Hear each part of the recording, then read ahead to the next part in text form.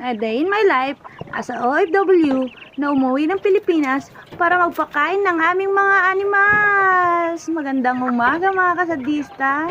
Yan nga pala ang routine ko tuwing umaga bago ako mag-start sa mga gawain kong pambahay. Pinapakain ko muna ang aming mga animals kasi napakahirap naman kung hindi ko sila pakainin. Mawawalan kami ng pang-ulam.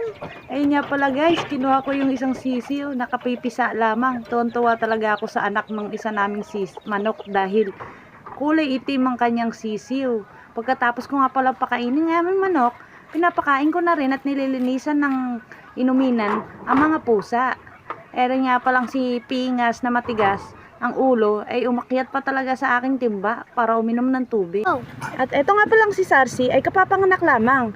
Kaso, kasamaang palad ay namatay ang kanyang mga anak. Apaka-cute pa naman ng kanyang mga anak. Kaya lang, maghintay na lang tayo sa susunod na kabanata para mabuntis siya ulit.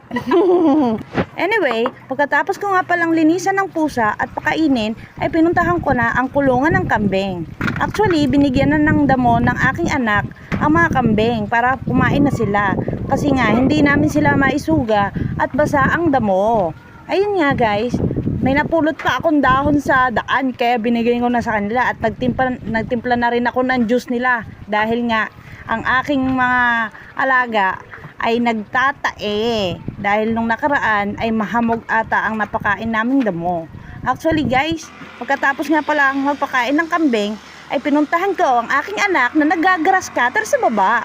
Dahil gusto niya magsiga, ang sabi ko, ako na ang magsisiga.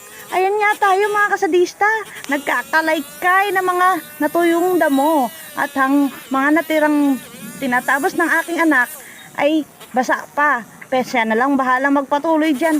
Basta ako ay kakalaykay-ling ko lang kung anong basa ay tuyo. Ay basa, ay tuyo nga. Ano ba mga kasadista, ako nandun dito na. Pero sa totoo lang ay ako nag-i-enjoy habang nagkakalaykay. Napaiyak pa nga ni.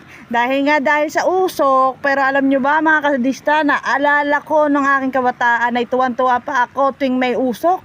At nagsisiga ang aking nanay. Ako pa ay tumupunta sa usok para maglaro. Akala ko nga ay nasa ulap. Anyway mga kasadista, tinawag nga ako na ng pamangkin para magbuhay daw netong poso. Hindi ko alam mga kasadista, na-hydrate ata. Alam nyo ba, ay kailangan ko munang painumin ito bago ko masindihan. Dahil nga ay uhaw na uhaw. Hydrated nga Ayan nga mga kasadista, pinapainom ko na ng tubig yung poso.